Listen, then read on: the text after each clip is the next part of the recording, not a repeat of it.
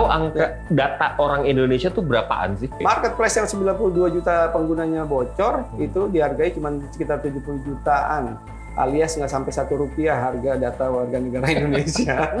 Ini kan pemerintah mau bikin tim khusus nih untuk untuk menanggulangi masalah ini. Ini akan works nggak sih? Kalau sekelas Bjorka diperiksa dan dibikin tim khusus gini, lagi-lagi menurut saya jadi panggungnya terlalu besar untuk Bjorka. Untuk Bjorka. Ada juga imbauan, makanya hati-hati, nick tuh dijaga, password itu diganti setiap saat. Itu gimana, Mas? Ini yang kejadian kebocoran masif loh. Bocor masif itu berarti di sebuah platform gitu ya. Bukan individual. Jadi nggak ada kesalahan individual menyimpan nick gitu kan. Nggak selamanya kita sebagai ustaz itu benar. Dan saya orangnya percaya takdir. Ini wabah dunia. Kematangan kita dalam berpolitik, kedewasaan.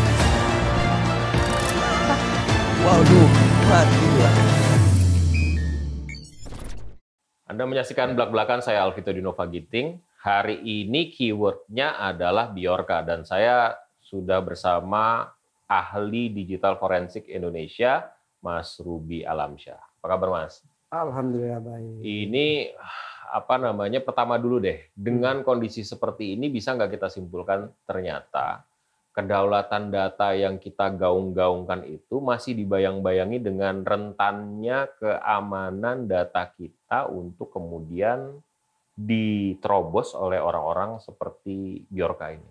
Ya, tepat sekali. Kedaulatan di internet kita, kedaulatan data kita sudah terkoyak-koyak oleh orang seperti Bjorka maupun para pihak yang sudah intinya rekan-rekan ataupun pihak-pihak sejenisnya. Sejenisnya, betul. Indonesia tuh kalau dihitung termasuk seksi nggak sih data-datanya apa segala macam? Kenapa pada akhirnya kan adalah data e-commerce, terus lembaga asuransi kesehatan yang ngurusin kita semua ini, terus macam-macam. Itu sebenarnya seseksi itukah Indonesia atau ini dialami oleh semua negara?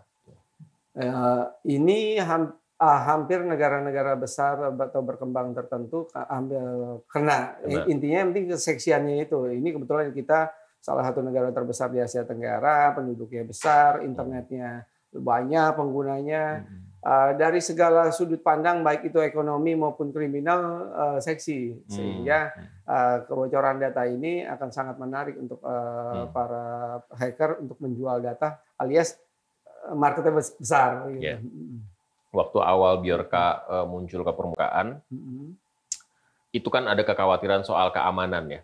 Tapi lama-lama kemudian arahnya semua menjadi apakah kemudian kita di dalam kemudian atau persepsi kita sendiri mengarah ini menjadi sebenarnya menjadi politik gitu, menjadi politis. Nah, pertanyaan saya, apa yang dilakukan oleh hacker-hacker ini sebenarnya anjaknya tuh sebenarnya apa sih? Adakah memang niatan politik ngobrak-ngabrik negara atau murni bisnis aja nih?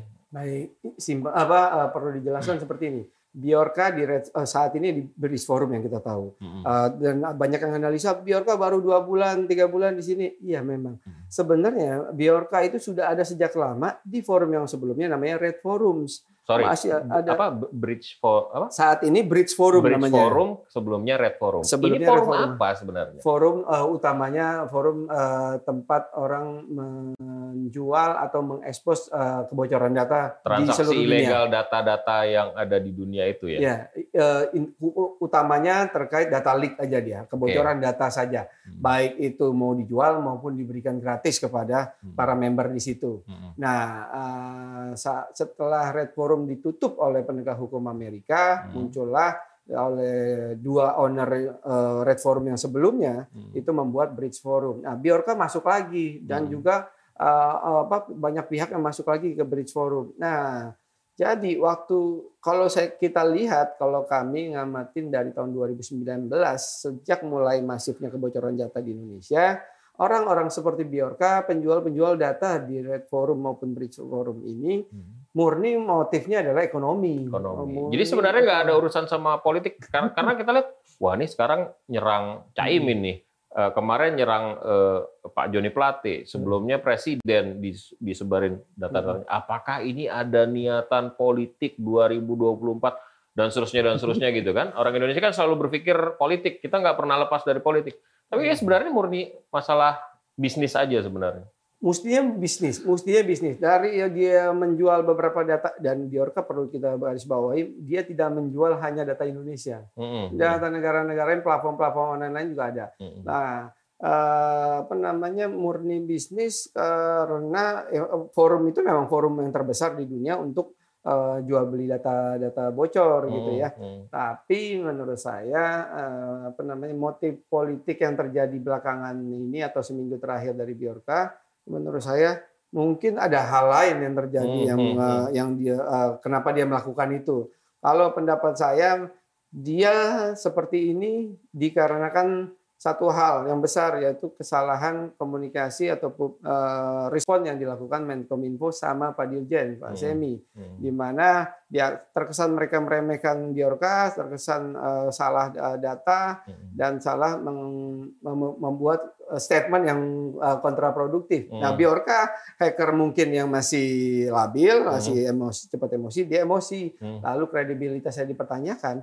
Ini forum seperti marketplace yang biasa kita gunakan hari-hari, penjual itu menjaga kredibilitas gitu kan. Nah, saat ada orang menyaksikan, dia defense. Nah, ini adalah. Jadi maksudnya gini, kalau misalnya muncul reaksi dari dalam negeri yang mengatakan, enggak lah, ini cuma data biasa aja, nggak ada apa-apa, nggak ada kebocoran dan lain sebagainya. Bjorka di dalam forum itu merasa terganggu ya, karena di komunitasnya, oh gitu, lu ternyata nggak jago juga amat gitu, barangkali ya? Kurang lebih gitu, alias dagangannya palsu ataupun nggak bermutu gitu. Nah, akhirnya dia jadi reaktif lah dia kemudian untuk nutupin itu semua. Betul. Nah, tapi kalau misalnya kita bicara soal Bridge Forum, kemudian Red Forum itu, jadi sebenarnya memang ada pasar yang ready untuk jual beli data itu di dunia. Betul. Karena itu hacker akan berusaha terus seperti ini, tembak-tembakan ini, serang-serangan ini ya. Menunjukkan bahwa memang data kita tuh memang punya potensi untuk dihack kapanpun dan atas alasan apapun sebenarnya. Betul.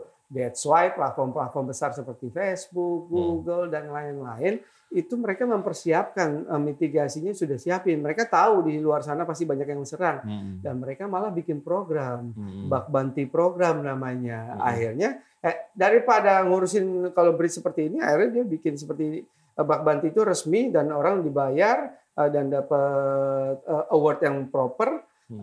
Akhirnya tersalurkan lah istilahnya. Nah, forum-forum yang seperti Bridge Forum sama Red Forum ini yang ilegal jadinya, yang masih mau jalur negatif gitu kan. Akhirnya kebetulan Bridge Forum dan Red Forum sebelum ini memang yang terbesar di dunia. Walaupun ada beberapa forum lainnya kecil-kecil, tapi yang ini yang paling luar biasa besarnya, paling lengkap lah istilahnya. Oke. Untuk masuk ke situ dan beli itu sebenarnya kita punya potensi, bisa.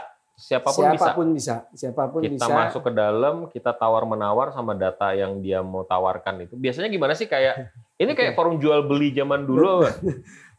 Sebenarnya gabungan antara zaman dulu sama zaman sekarang, yaitu kita komunikasinya biasanya si penjual akan menginfokan kontak saya kalau mau beli ke sini, mostly pakai Telegram. Datanya data ini gitu. Kan dia submit tuh, kalau posting datanya di publik biasanya. Nanti kalau bagi yang tertarik, japri, kontak via private, DM. biasanya pakai Telegram, mostly pakai Telegram.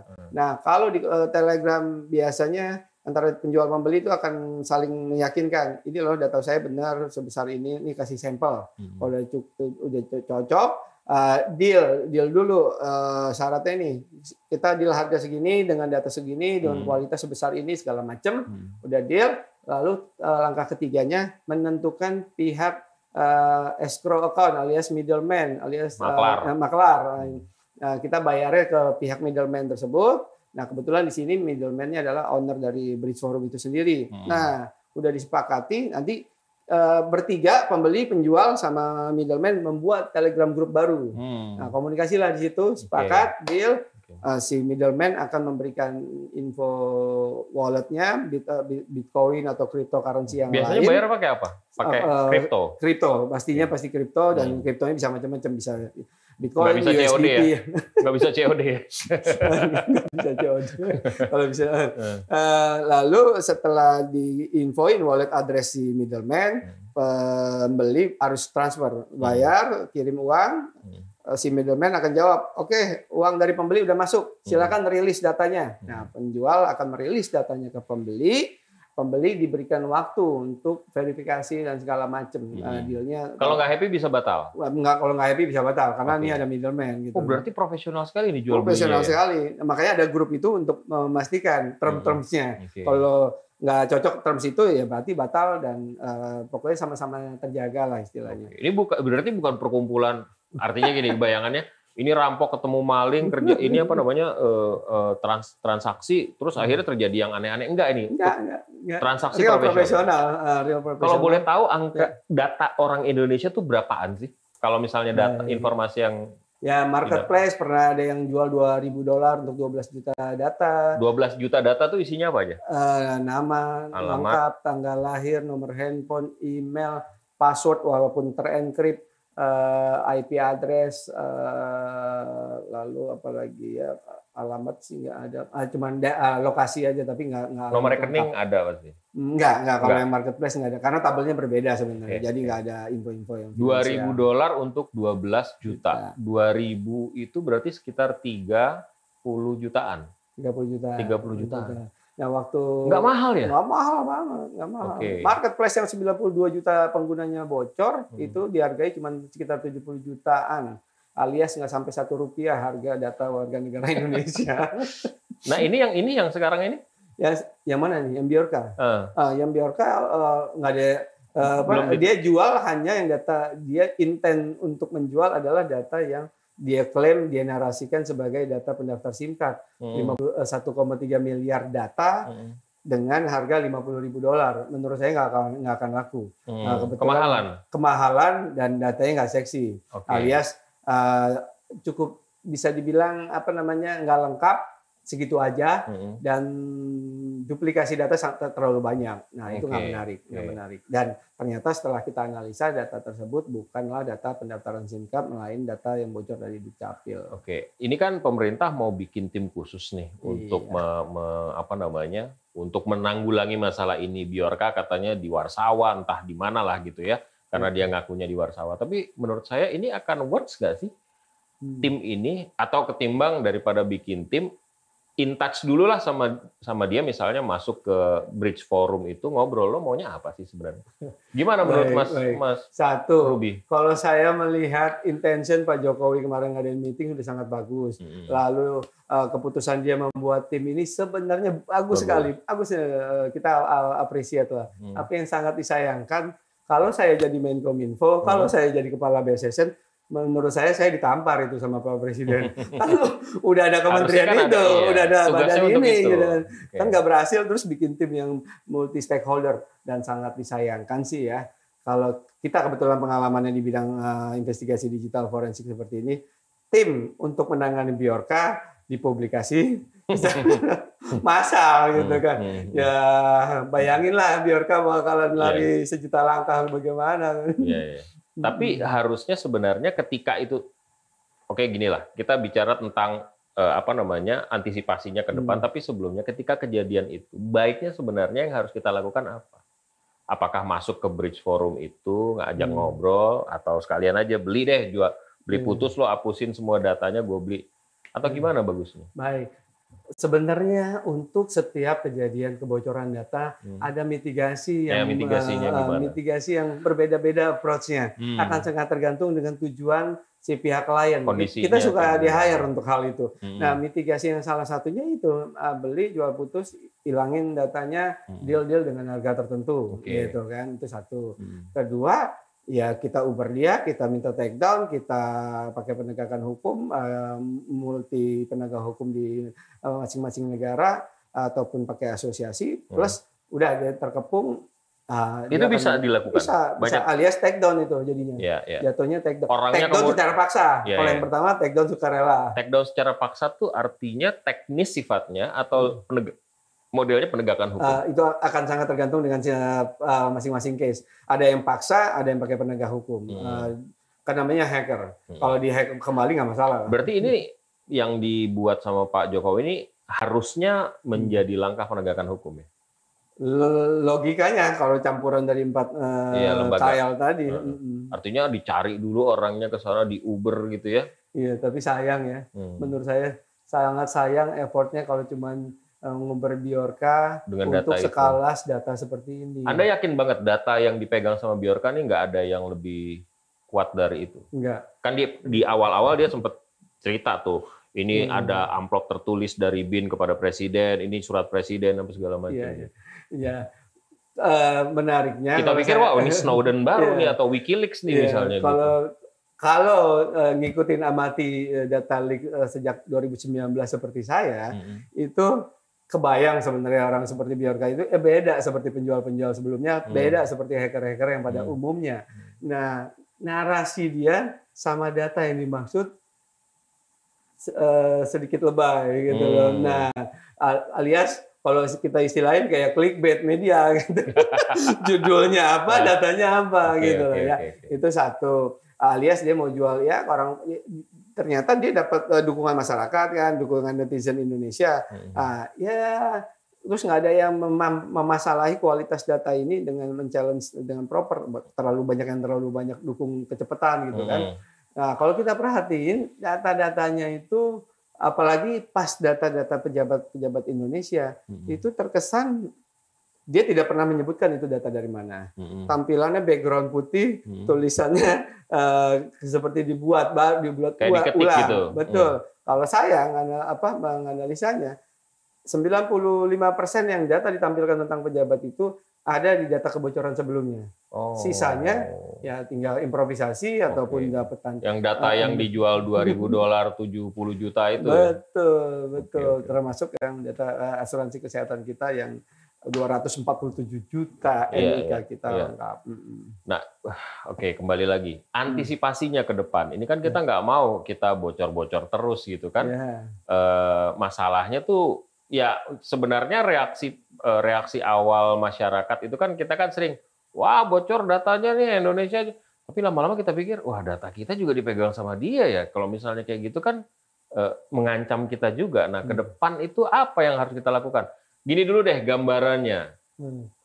Tingkat security data di Indonesia tuh kayak gimana sih, Mas? Kita tuh nggak terlalu canggih atau kita kurang spend budget untuk ngebangun sistem yang firewall-nya bagus atau kayak gimana? Baik.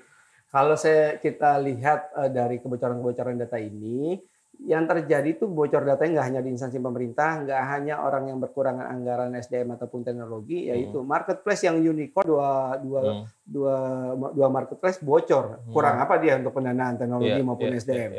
Nah, jadi kesimpulannya analisa kita kemarin adalah ternyata platform-platform online penyelenggara sistem elektronik ini, baik itu swasta maupun pemerintah, lebih mengutamakan deliver produk atau servisnya melalui digital. Dan menganaktirikan parameter security di belakang. Alias security nantilah. Yang penting jadi dulu. Security kalau kejadian aja gitu kan baru responsif lah. Nah, hal ini terdukung oleh dengan tidak adanya undang-undang perlindungan data pribadi. Karena nggak ada undang-undang seperti ini, nggak ada kebocoran datanya itu nggak bakalan bisa dipidana, nggak bakalan juga dapat perdata ataupun sanksi. Kita nggak bisa buka siapapun. Nggak bisa, dan itu udah kelihatan, udah terbukti. Malah nggak ada satupun yang diinvestigasi. Nah, jadi dua hal tersebut mendukung. Nah, kita mudah-mudahan kita harapkan nih ke depannya, katanya semalam PDP udah mulai proses penomoran. Nah, dengan adanya PDP nanti mestinya logikanya parameter security jadi naik karena si perusahaan-perusahaan ini nggak mau dong bayar denda segitu besar hanya karena kita bocor nantinya. Nah, dua hal itulah yang menjadi utama. Kesimpulan secara overall cyber security di Indonesia itu bagus apa enggak? Sebenarnya overall bagus, tapi karena terlalu banyak celah-celah juga. Nggak standar barangkali. Nggak standar, walaupun standar cuma paperwork biasanya gitu loh. Ada ISO 27001 atau apapun. Seperti biasa lah ya gitu ya. Yang penting tempel di tembok, gitu. Bukan dieksekusi dengan proper. Nah, Karena kalau pakai ISO ataupun standar-standar itu, mestinya mereka responsif. Contohnya yang 2020 bobol 92 juta data, platform tersebut sendiri baru tahu dia bocor 2 bulan setelah kejadian aslinya saat si pelaku jual bulan Mei. Padahal dari datanya kita lihat pelaku create database ini bulan Maret, alias sudah 2 bulan. Mas, ini kan Bjorka ini sangat-sangat highlighted karena bising kan, karena gaduh ya. Bjorkanya juga reaktif gitu kan. Terus lo hari ini lo tutup, besok gue buka lagi gitu kan.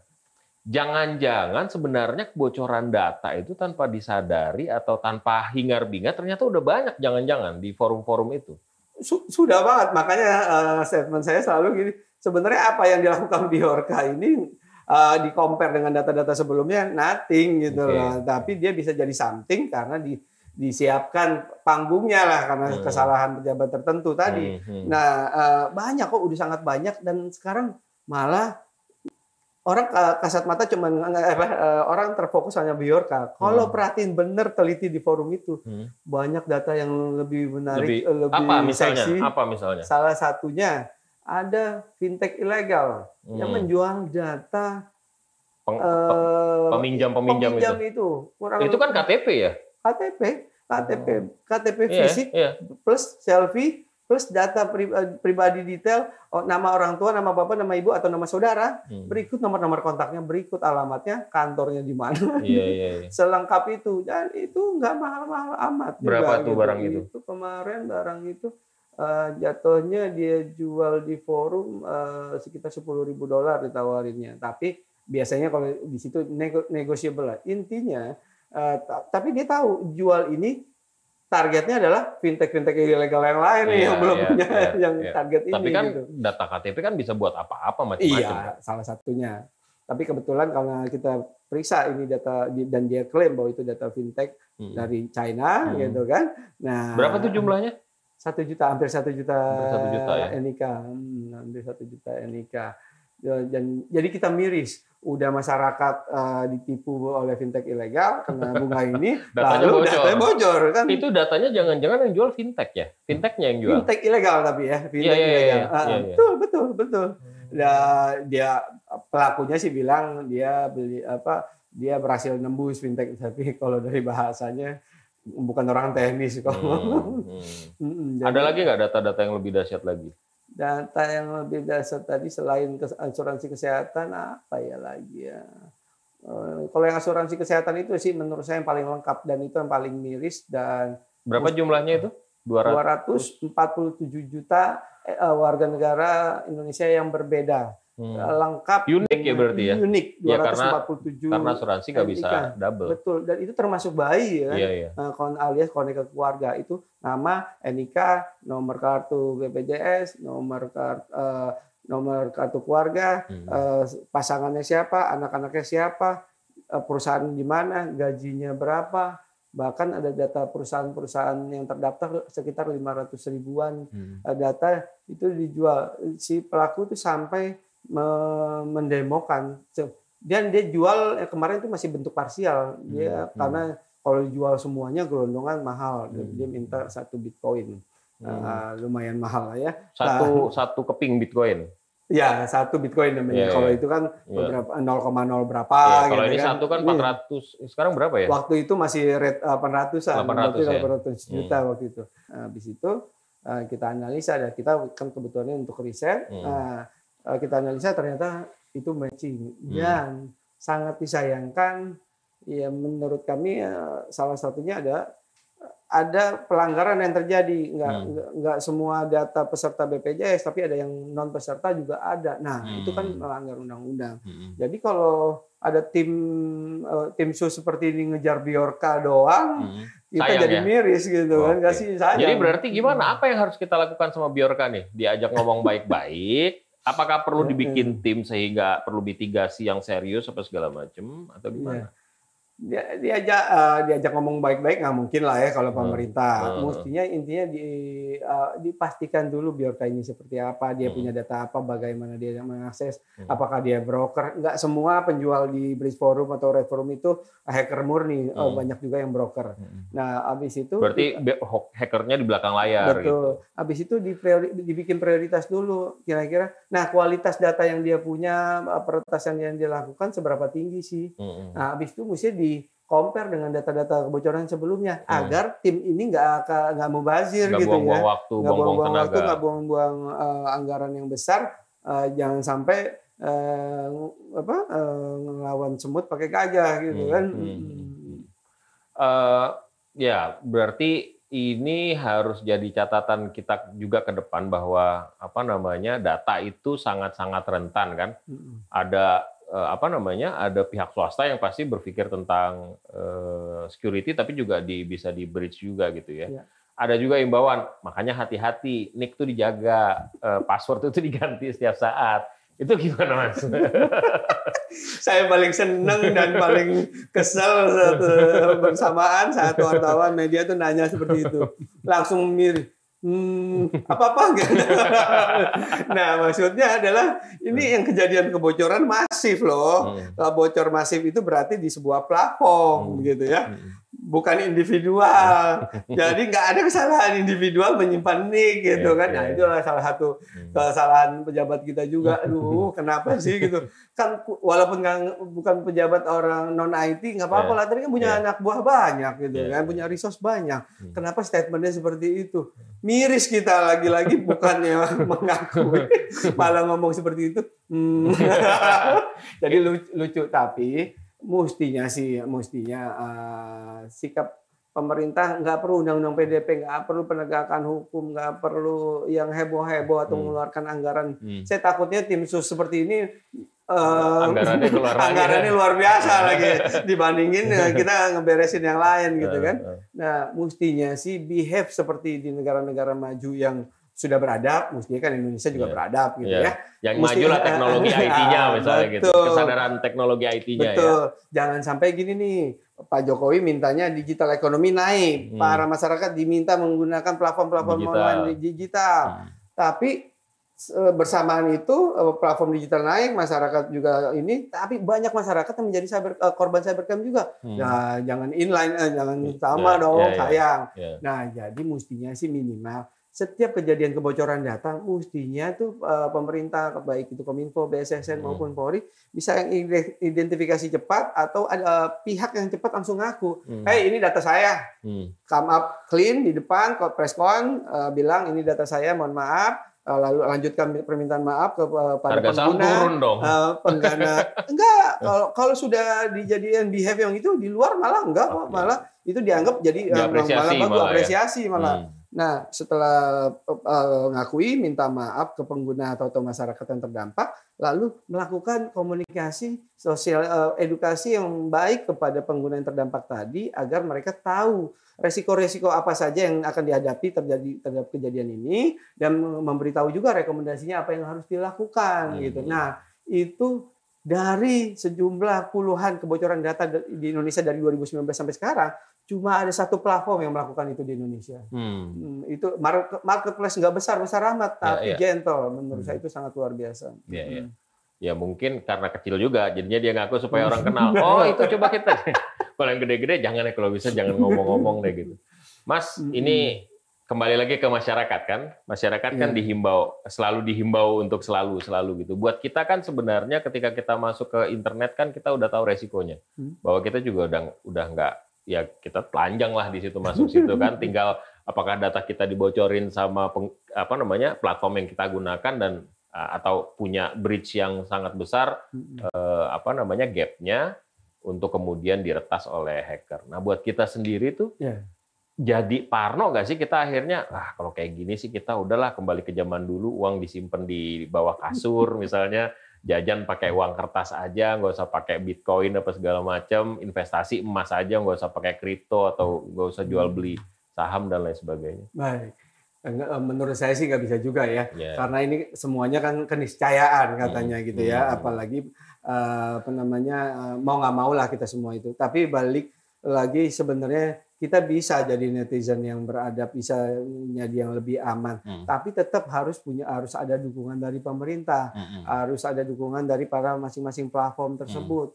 Nah, alias punya golden rule yang oke lah, yang minimal nanti yang tunggu ada PDP, jadi jelas gitu aturan mainnya. Kalau nanti bocor tanggung jawabnya gimana, lalu kompensasinya apa. Tapi dengan itu kan otomatis mereka akan aware, baik itu pengguna maupun juga pemilik platform tuh dia akan ngamanin terus, semuanya akan berjalan selaras. Kalau di Indonesia tuh kayak BPK tuh ada tuh, jadi ada audit keuangan gitu.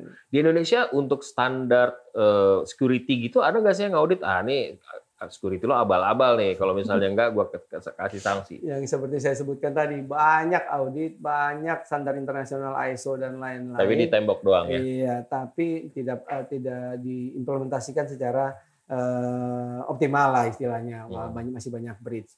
Lalu mestinya yang menarik tuh ataupun yang biasanya stabil ya biasanya udah perusahaan-perusahaan gede atau perusahaan yang sudah lama. Cara mengatasi gini, memang ada teori ataupun pernyataan yang kita sepakati bersama, tidak ada sistem di dunia yang 100% aman. Itu confirm, pasti. Oke. Yang bisa kita lakukan adalah menjaga security kita, meningkatkan security-nya seoptimal mungkin. Kita ini maksudnya platform gitu, instansi pemerintah. Nah, itu dijaga sedemikian rupa semaksimal mungkin yang ditahu, yaitu sesuai teori yang ada, sesuai riset yang ada, sesuai kebocoran-kebocoran yang ada, sesuai teknologi-teknologi yang terkini. Nah, setelah itu semua dilakukan, repeat deh tuh monitor. Nah, kalau ada breach, mestinya bisa terjadi, tetap bisa terjadi, tapi once ada breach muncul alarm nyala, ada yang melek. Kalaupun bocor, cuman sebagian atau cuman beberapa item aja. Jangan gitu. Bocor udah 2 bulan baru, wah bocor ternyata barang kita gitu ya. Nah itu kan jadi nggak seru, alias katanya ada ya ISO, katanya sesuai standar internasional. Seru sih tapi nggak lucu, jadi nggak lucu gitu. Benar. Ya oke lah, mudah-mudahan ini jadi pembelajaran buat kita semua ya. Tapi kalau Mas Ruby tertarik nggak sih sama sosok Bjorka ini? Sedikit lah kita bicara sosok Bjorka ini. Kan dia cerita dia sempat dibina, bukan dibina ya, diasuh lah oleh orang korban 65. Dia juga ngaku korban Orde Baru. Ini sih agak nggak berhubungan ya kalau misalnya diasuh sama korban 65 terus dia juga korban Orde Baru juga. Gimana sih kalau Mas Ruby ngelihat? Kalau saya pribadi sih sama sekali itu bukan ketertarikan saya. Kalau yang kayak gini kita hacker ya security ya datanya gitu loh. Kita ngobrolin yang substansinya. Tapi kalau udah ngomongin ke situ ya saya sama sekali nggak ada kemenarik-menarikannya. Ada nggak sih persona hacker tuh yang tampil gitu, yang ingin muncul di spotlight. Bukannya hacker tuh enakan hit and run. Mestinya begitu. Jadi simpelnya gini. Tadi kalau ditanya saya tertarik nggak sih ngejar Bjorka? Kita ada kerjaan kali ya. Kalau nggak ada yang request ngejar Bjorka ngapain kita kerjain ini satu. Kedua, ini nggak ada untungnya, kita nggak butuh apa-apaan juga dari Bjorka ataupun dari siapapun. Nah, kalau nggak ada yang request kita nggak pernah kepo, nggak periksa apapun, investigasi apapun. Itu satu. Kedua, kalau sekelas Bjorka diperiksa dan dibikin tim khusus gini, lagi-lagi menurut saya jadi panggungnya terlalu besar untuk Bjorka. Untuk Bjorka. Nah, jadi dan juga ya mungkin nih kita saat ini cobalah berasumsi atau berandai-andai. Jadi saya sempat kepikiran sejenak tadi setelah diceritain sebegitu. Karena saya nggak perhatiin sama sekali untuk kalimat-kalimat yang tadi, yang non IT ataupun non data breach-nya. Jadi saya sempat kepikir, ini kan hacker, penjual data, motif ekonomi. Kebayang nggak sih kalau seorang Bjorka di tanggal tertentu nih, misalnya tanggal 1 dia udah heboh-heboh, habis itu akun itu saya nggak mau beli data kamu, saya beli account kamu, take over account. Terus Dibeli sama dijadi untuk ini kita berandai-andai ya. Untuk opsi itu ada. Jadi panjang nih jadinya. Betul, ya. karena profil nggak match menurut saya dengan Iya. cerita-cerita begituan tuh nggak match sama apa. Kok karakter hacker tuh kayak gimana sih? Sama nggak sih, bisa digeneralisir nggak sih personanya hacker itu? Oke, gini, saya sempat cerita sedikit. Bulan lalu itu ada conference hacker terbesar di dunia di Vegas, dan kita selalu ikutin dari tahun 2009. Itu hacker semua tuh? Hacker semua. Dan mereka ngaku tuh kami hacker gitu? Bukan, nggak. Itu IT security consultant plus hacker. Satu yang kelasnya $2.500 per masuk, satu lagi cuma $300. Yang $300 itu kelihatan kalau hacker-hackernya kelihatan. Dan itu memang vibe-nya vibe hacker, bukan conference yang rapi, dasian dan beda yang 2000. Betul, itu namanya DevCon tuh. DevCon. Yang satu lagi ini Black Hat yang profesional. Nah, kita tahu karakter mereka, kita tahu banyak yang jauh lebih jago dari Bjorka ataupun saya di sana gitu loh.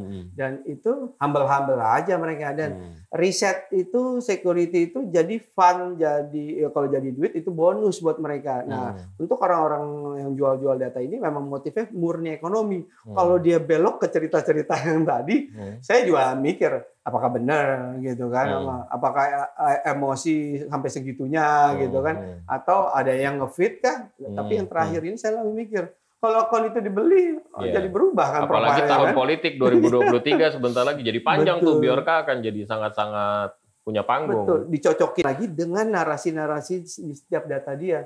Itu udah bukan narasi penjual data lagi kalau menurut saya. Udah lebih ke penggalang opini jadinya. Oke, mudah-mudahan kita tidak mengambil jalan yang salah, saudara-saudara. Kita mengambil jalan yang benar. Amin. Dan tidak ada lagi kebocoran data, walaupun Mas Ruby tadi bilang kebocoran data itu menjadi bagian dari konsekuensi kita masuk ke dunia digital ya. Mudah-mudahan ada perbaikan. Terima kasih Mas Ruby. Bincang-bincangnya kita akan hentikan sampai di sini. Belak-belakan kita akan jumpa lagi lain kesempatan dengan narasumber dan topik lainnya. Sampai jumpa.